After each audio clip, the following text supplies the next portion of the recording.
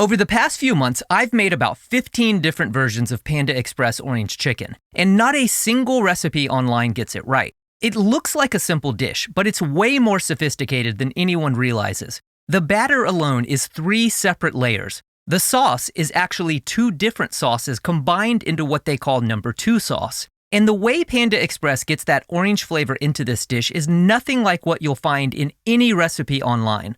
There's actually a Panda Express Orange Chicken recipe on YouTube. And if you go read the comments, it's like 50 people saying the batter doesn't work. So I stopped looking at recipes entirely, including Panda's, and went directly to the source, the official ingredient list. When I started researching this, the first thing I wanted to figure out was the sauce. Because in the Bon Appetit Test Kitchen video, Jimmy Wang, Panda's head of product development, keeps referencing something he calls Panda soy sauce. Lucas Sin tastes it and knows right away it's not just soy sauce, but Jimmy won't say what it is. So I went looking for people who would, and it turns out former Panda Express employees love talking about this sauce online. They all describe the same thing. Every sauce at Panda Express starts with a common base they call basic sauce. You won't find the words basic sauce anywhere on the official ingredient list. It tells you what's in the dish, but it doesn't tell you how it all goes together. That part I had to piece together from what former employees have said publicly and from training materials I found online. Before we make it, there are 2 things worth mentioning. Panda is famous for not using MSG. It's not on the ingredient list, but it does make this sauce taste better. So at home, there's no reason not to use it. I'm also using a small pinch of xanthan gum. This recipe only calls for 2 tablespoons of basic sauce, but you're making enough to have on hand for the next time. The problem is, if you refrigerate this without the xanthan gum, the dense stuff like the sugar and corn syrup settles to the bottom and the lighter liquids rise to the top. So every spoonful you pull out tastes different, which is not ideal when you're trying to make the same dish twice. That's bad. A tiny bit of xanthan gum fixes that. To make the basic sauce, combine 2 tablespoons of soy sauce, 2 tablespoons of sugar, 2 tablespoons of dark corn syrup, 2 1/4 teaspoons of salt, 3/4 of a teaspoon of MSG, 1/8 of a teaspoon of white pepper, and 2 tablespoons of water in a small saucepan. Warm it over medium heat just until the sugar and MSG dissolve. Don't let it boil. Pull it off the heat and whisk in 1/16 of a teaspoon of xanthan gum while the sauce is still warm. If the liquid gets cold, it clumps up instead of dissolving. Cornstarch would start thickening immediately in a hot liquid. Xanthan gum just dissolves. Then transfer it to a storage container and it'll keep for a couple of months in the fridge. That's the basic sauce. The cooks at Panda Express take this and use it as the base for what they call number 2 sauce. But before we start putting it together, there's one thing on the official ingredient list you're not going to find at a grocery store: phosphoric acid. It's the same thing Coca-Cola uses to give it that crisp, tangy flavor. This sauce is already almost half vinegar, so it's not like they needed more acidity. But phosphoric acid brings a different kind of sourness that vinegar doesn't. At home, you can get the same effect with citric acid. You can find it on Amazon for a few dollars, and I'll include a link in the video description. And while we're on the subject of acidity, a lot of recipes online use rice vinegar for this sauce. The actual recipe uses regular distilled white vinegar. According to Jimmy Wang, they went with distilled white vinegar because they wanted the acidity to be as potent as possible without any competing flavor. So here's how to make the sauce. Start with 4.5 tablespoons of sugar and 4.5 tablespoons of distilled white vinegar in a bowl. Add 1.5 tablespoons of the basic sauce, 1.5 tablespoons of water, and 1/8 of a teaspoon of citric acid. Stir until the sugar and citric acid dissolve. Then whisk in 2 1/4 teaspoons of cornstarch and 1/16 of a teaspoon of xanthan gum until they're completely dissolved. In the basic sauce, the xanthan gum kept everything from separating in the jar, but it's doing something different here. This sauce is almost half vinegar, and that much acid breaks down cornstarch. That's why we're adding xanthan gum. It doesn't react to the acid, so the sauce holds its consistency instead of thinning out. Now stir in 1/4 teaspoon of McCormick Pure Orange Extract. I want you to notice how small that amount is, because this is the single biggest thing every recipe online gets wrong. They all use fresh orange juice, orange zest, or both.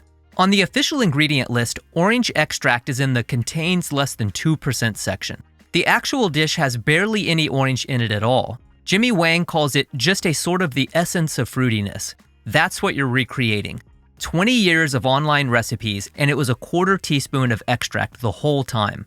If you want to make this ahead of time, it keeps in the fridge for a few days. That's both sauces. The next question is what Panda Express does to the chicken. If you look at the official ingredient list, the first ingredient is dark meat chicken. Dark meat has more intramuscular fat than breast meat, and that's important here because we're going to fry this chicken, freeze it overnight, fry it a second time, and then stir fry it in a hot wok. If you tried that with breast meat, it would be dry and tough before you even sauced it. So grab some boneless, skinless chicken thighs and cut them into roughly 1-inch pieces. You don't have to be precise, but keeping them around the same size helps everything cook evenly. The number one problem home cooks run into when they fry chicken is the crust not adhering to the meat, and Panda Express figured out how to fix this. Most people use fresh eggs as a binder when they're breading chicken, but fresh eggs add a lot of moisture, and all of that moisture has to boil off in the oil before the crust can start to crisp up. Panda uses dried egg powder instead. Most people would assume the egg is just there to bind the batter to the chicken, but that's not the only thing it's doing. The proteins in egg powder bond to the surface of the meat and enhance the chicken flavor. Which, yes, sounds like a thing I just made up. So the egg powder is doing two things at once. It's making the chicken taste more like chicken, and it's creating the bond between the crust and the meat. At the factory, Panda uses a modified food starch to create that bond. We're using egg powder and cornstarch instead, and they create a tacky coating on the surface of the meat, almost like a protein glue. And later, when we coat the chicken, that's the layer the breading grabs onto. You can find dried whole egg powder at most grocery stores in the baking aisle. If you can't find it locally, it's on Amazon. I'll include a link in the video description. Now at the factory, Panda doesn't just let the chicken sit in the marinade. They use a machine called a vacuum tumbler that creates a pressurized environment and forces the marinade deep into the muscle fibers of the chicken. We don't have one of those at home, but there's a workaround. To make the marinade, toss 1 pound of chicken thighs with 1 tablespoon of dried whole egg powder, half a teaspoon of salt, a 1/4 teaspoon of white pepper, 1 tablespoon of cornstarch, and 1 teaspoon of vegetable oil. Once everything is evenly coated, transfer the chicken to a Ziploc bag. And because we don't have a vacuum tumbler, you're gonna massage the marinade into the chicken through the bag. You really wanna go deep tissue here. Like when Steven Seagal invited actresses over to his house and allegedly told them he was an expert at shiatsu massage, then put the bag in the fridge for at least 30 minutes. If you can go 2 to 4 hours, that's ideal. While the chicken is marinating, let's talk about the batter. And I say batter, but what Panda Express is doing here is more like engineering. If you look at the official ingredient lists, there are 3 separate starches listed: modified food starch, cornstarch, and potato starch. Most recipes online use straight cornstarch, maybe cornstarch and flour. Panda uses 3, and each one is doing a completely different job. Now, modified food starch is a starch that's been chemically treated so it doesn't break down under heat or acid. You can't buy it at a grocery store. The good news is we can make something that does the same job with ingredients you can buy at a grocery store. But first, you have to understand why Panda needs 3 starches in the first place. Cornstarch is what gives you that initial crunch, but it has a weakness. Vinegar breaks it down, and we just made a sauce that's almost half vinegar. That's why your crust turns soggy the second you sauce it. Potato starch doesn't have that problem. It expands more when it fries, it grips the meat better, and vinegar doesn't break it down. And all-purpose flour provides enough structure to hold the whole thing together. Chinese cooks have understood this for a long time. Cornstarch for crunch, potato starch for sauce resistance. Panda combined them into a system, and that's what every recipe online is missing.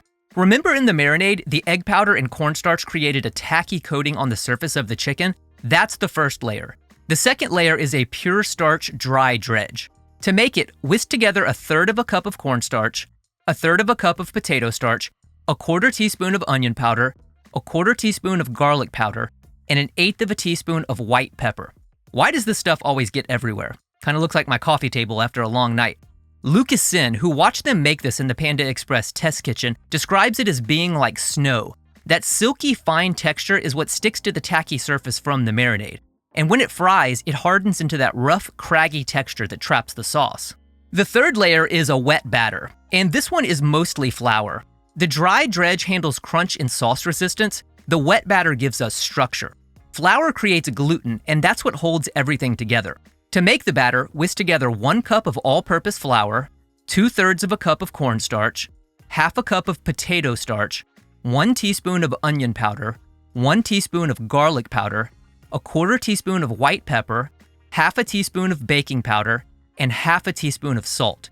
Add 3 tablespoons of dried whole egg powder and 1 1/3 cup of ice water. Whisk everything until there are no dry lumps. The batter needs to stay cold. Keep the bowl over an ice bath between batches. You want it between 35 and 41 degrees when it hits the oil.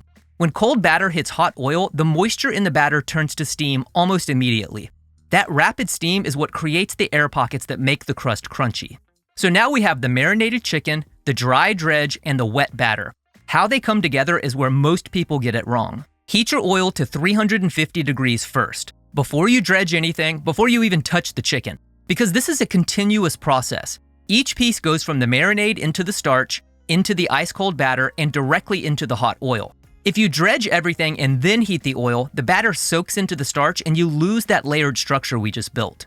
Working a few pieces at a time, take the marinated chicken and press it firmly into the dry dredge. You want good contact here. That tacky coating from the egg powder is what the starch grabs onto. Shake off the excess, dip it into the cold, wet batter, let the excess drip off, and go straight into the oil. Fry in batches for the first 2 to 3 minutes until the crust is set. Don't crowd the pot. The chicken won't be cooked through at this stage, and it's not supposed to be. All you're doing is setting the crust so it doesn't fall apart when we fry it again. When the pieces look good to you, remove them from the oil and drain them on a wire rack. This batter throws off a lot of debris, so clean out the oil between batches. If those bits stay in there, they'll burn and turn the oil bitter.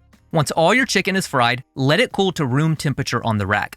Then transfer it to a baking sheet in a single layer and put it in the freezer for at least 6 hours, but overnight will get you the best result. Now I realize we just spent all this time building a 3-layer crust and the next instruction is to throw it in the freezer. But there's a reason Panda Express does this, and it's the reason their orange chicken stays crunchy and yours doesn't. This is a proprietary technique, ladies and gentlemen. When you freeze fried chicken, the moisture inside the crust forms ice crystals. When it hits the oil a second time, those crystals evaporate out of the crust, leaving tiny air pockets behind. That's what makes the crust so crispy. That's why a double fry with a freeze in between will always be crunchier than a single fry, or even the much vaunted standard double fry. The other benefit is you can batch cook this. The chicken we just prepped is enough for 2 meals. So the next time you want orange chicken, just make a fresh batch of the No. 2 sauce and skip straight to the second fry. The frozen chicken will stay good in the freezer for about 2 months. So the chicken is in the freezer. While it's in there, there are 2 ingredients that are missing from every orange chicken recipe I've found online. Every recipe I looked at uses raw garlic and raw ginger tossed straight into the wok. Panda Express doesn't do that. They have 2 aromatic infusions ready at every station, a garlic ginger infusion and a concentrated chili paste, so every dish gets the same flavor.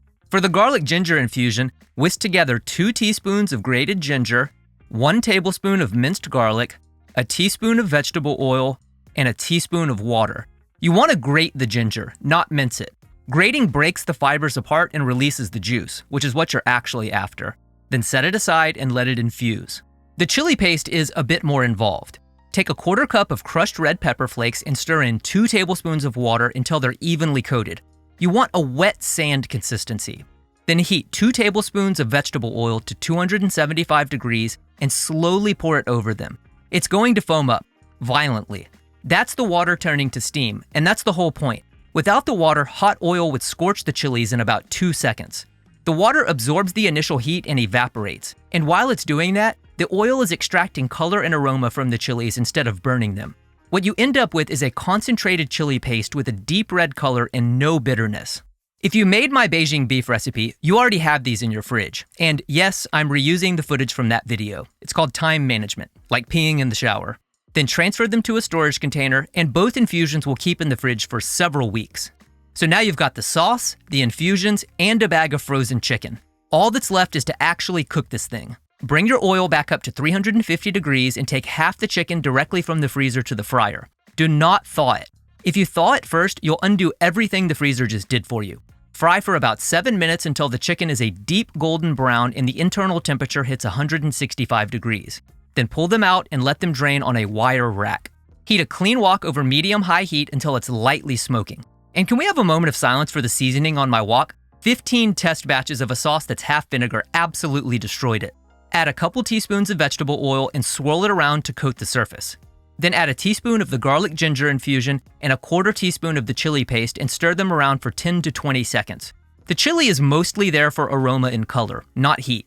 Add a teaspoon of Shaoxing cooking wine and give the number 2 sauce a good stir before you pour it in, because the cornstarch likes to settle at the bottom. Then pour in all 3/4 of a cup and stir until the sauce hits a rapid boil and starts to thicken. You're looking for tiny little bubbles across the whole surface. That's the sugar starting to caramelize. Do not add the chicken until the sauce has thickened up and you see those bubbles.